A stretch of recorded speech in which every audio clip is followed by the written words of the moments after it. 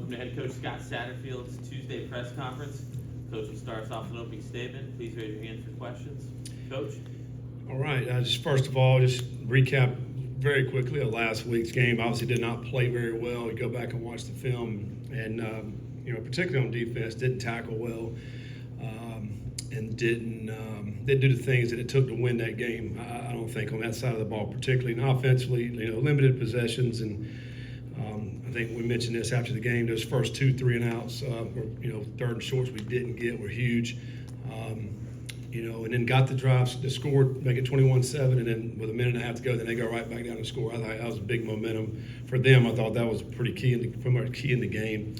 Again, proud of the guys in the fourth quarter, putting up a couple touchdowns and holding them out of the end zone. I thought that was certainly a positive. But credit to West Virginia, they played better than we did. There's no question about it. We're looking forward to this weekend, Senior Day. Honoring these seniors, more than 20 seniors that'll be walking. When you think about the seniors now in this COVID era, it's like, who's senior, who's not, who's got another year coming back. But we're going to honor these seniors for sure. Looking forward to that. Some guys that have been here 6 years, Malik Van, Taj Ward, a couple guys that's been here a lot. Won a lot of football games and done a lot of great things. Ron Montgomery's done a lot of great things. Of course, Briggs, after transferring from Virginia. There's a lot to celebrate with these guys. We certainly want to send them out on a high note. We know Kansas is coming in here, arguably one of the better teams in the Big 12. They've done a tremendous job over the last 3 years. If you've kind of seen where they've come from, 3 years ago, when the coaching staff got there to where they are right now, tremendous job. They are coached very well when you watch the film. In all 3 phases, the guys play extremely hard. Offensively, they run the football. They're going to get you in a lot of different formations, and really they can control the game on the ground. But they're also good enough to throw. They're one of a few teams, probably not many, that have started 3 quarterbacks this year, and all 3 really have played well. I would suspect we'll see 2 quarterbacks in this game. And, last week, I think the Cole Ballard kid started and played the whole game. But I do think the other quarterback that has played the last 3 or 4 weeks will end up playing as well. And he can run. He's one of the faster guys on their team as well, but also can throw. So they do a really nice job with that. Devin Neal's a guy, I think he's got over 1,100 yards rushing as a running back right now. So very impressive on offense. And then defensively, I think they're one of the better defensive linemen. Number 9's an outstanding pass rush guy, very active, and I think a great secondary. Both safeties, they tackle very, very well, and then both corners I think are very, very solid. I think number 3's got 4 picks. Two of them went back to the house. They took for touchdowns, including the Oklahoma game and Iowa State game. And they won both of those games. So. Credit to that coaching staff of what they've been able to accomplish and what they've done. So we've got our work cut out for sure when you're playing this team. But again, we want to honor these seniors and hopefully go out and play a great game. Any update on Brady Lichtenberg? Yeah, I think he's still banged up and hurting. He'll be kind of day to day. And hopefully he'll be able to get out there and do some things this week in practice, and hopefully he'll be able to play this week. But we'll see how it goes as the week goes on.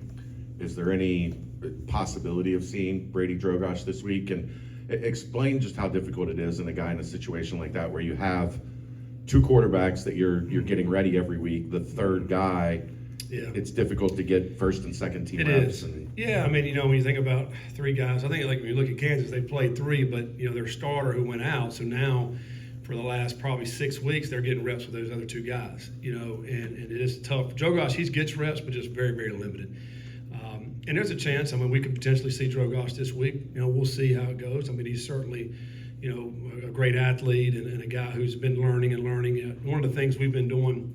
We started this, I think, 3 weeks ago. Was at the end of Tuesday, Wednesday practices, kind of young guys scrimmage, and he's been participating in that, doing some really good stuff. So it's been great to see, and so it wouldn't be out of the realm of possibility for him to get out there and get some action. And so I think we'll have to see how the week goes, particularly for Lichtenberg, and then see where we're at with Drogosh. But he may could get some action as well.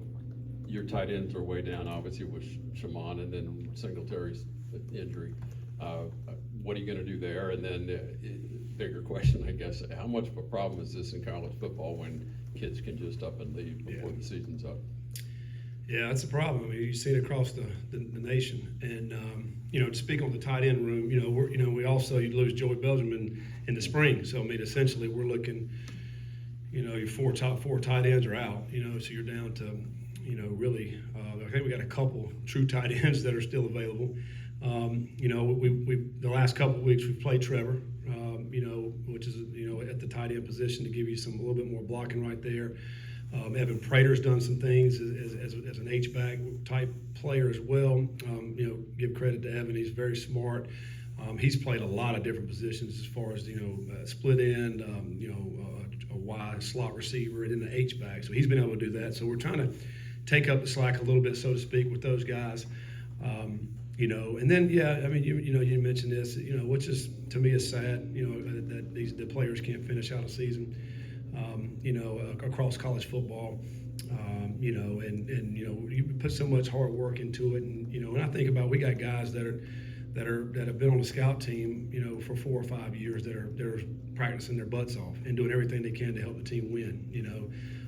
You think about those guys that would do everything. A Ben Blevins guy, a Jair Thomas guy on our team, a guy that's been around for a while, and all they do is bust their butt in practice, and then you got guys doing that. So it's just sad state of affairs, in my opinion. Emory Jones, after the game on Saturday, just talked about kind of his career up until this point, how this is going to be his last college game, and how quickly it's gone as he got playing time. What has this year meant to him, and what have you learned about him and gotten to know about him? Because obviously it didn't go exactly according to plan when he decided to come to Cincinnati. Who is that now? Emory. Oh, yeah. Yeah, I mean, I think, his whole career has kind of been, it's a lot of ups and downs, as we mentioned. The thing I would say about him, he's a great person, and he's come in here. He really didn't say much. He just worked, earned the respect of his teammates. And I would say that about, some of these, Braden Smith and Wiggins, some of these guys that did the same thing to come over, Donovan Ollie. They're great kids. I mean, and they really are. They're great to work with. They show up every day, trying to do the very best they can do. And obviously, you have high expectations for them. They have high expectations for themselves, and sometimes you fall short of that. But I do think, for me, it's more about the person and the character and how they handle themselves, and they've been awesome. They've been awesome. I do think they'll be successful in whatever their endeavors in life is going to be. And I think sometimes, as fans and as people, we all we care about is how they perform on a Saturday. And as for coaches, we care about that, how you perform on Saturday, but we also care about the person. We also care about how you carry yourself. How are you going to be as a father, as a husband, as a community leader when you leave, this program? And those guys are, man, they're stand up guys. And certainly they've had their ups and downs this year, and we have as a team, but I think they can take away the fact that they've done things the right way, and very quality young men. I think it was leading up to the Oklahoma State game. You were top 10 in rush defense in the country. It's been a struggle since then. Is there anything on tape that specifically has kind of gone wrong in that department, or is it? Well, I think Ollie there's Gordon's a couple really things. good. I think we play some good teams, man. I mean, Central Florida is one of the top rushing teams. West Virginia is one of the top rushing teams. Ollie Gordon's one of the top backs in the country. I mean, we played some really good teams that can really run the football. I think that's part of it. Let's give them a little bit of credit. But also, I think, I just think the depth factor for us is kind of wore down a little bit. I think we've got some guys out there that are dinged up, and been playing that way. I mean, you think about, Threats has been dinged up, DP's been dinged up, Dingle's out there in the cast, and he's been, so you think about it, there's a lot of guys that we have to count on, and we're not really rotation much there, and and I think that's been a part of it. I just thought Saturday we just didn't tackle very well. Credit to them. 22 is electric in space, and the quarterback can really run. And But I think for all those reasons is why we've had those last 3 or 4 games and not been very well. As a follow-up, what has it been about running quarterbacks or quarterbacks that can get out of the pocket that has been an issue? Yeah, I mean, it certainly has. I think it's been, 2 things. One thing, obviously, is when they scramble, because we've done a pretty good job in the last few games where we're covering the guys. Well, then, now we get out of our rush lanes, and then all of a sudden they pop out, and now they're getting a first down on third down. That's one aspect. But then also the design Q runs have hurt us as well. And I think, last week in particularly, there were some plays where, their design Q runs, man, that quarterback really made us pay. And again, it's when you do, I mentioned this after the game, is the fact that when you have the running back going one way and the quarterback going the other, you're splitting the defense. So now it's going to be 1 or 2 guys have to make that play. We didn't make the play, and whether that quarterback was in space, he's a very elusive, and we just didn't make the play. And we got obviously got to do a better job. If you get your assignment as that quarterback, you got to go make the play before you can get loose and get in the secondary. You mentioned senior night, obviously, for this Saturday, and guys like Jawan, Malik, those guys who have been here a while. Just talk about how this Saturday night, a night game, will be a little bit more special for them and what you've seen from those seniors in your short time here. Yeah, I mean, I feel bad personally for these guys because we hadn't had the kind of season that we'd want to have for them and the seniors, which have meant so much to this program, this city, this school, you obviously want to send them out and let them and end on a high note, but you want to celebrate these guys.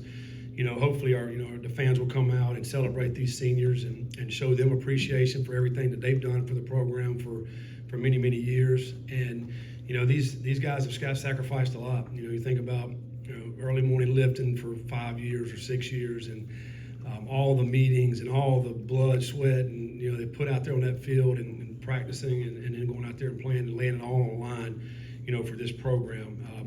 I think as a senior, you especially when that game gets ready to kick off, you start thinking about those things. You think about all the memories. You think about all the people that you came in contact with, and you get emotional. Those guys will be emotional, and and certainly rightfully so for all the things they've been through. But hopefully we'll be able to celebrate these guys this Saturday and lift them up, and hopefully they'll have a great game and go out on top. There's no bowl. You were part of this so-called silly season last year.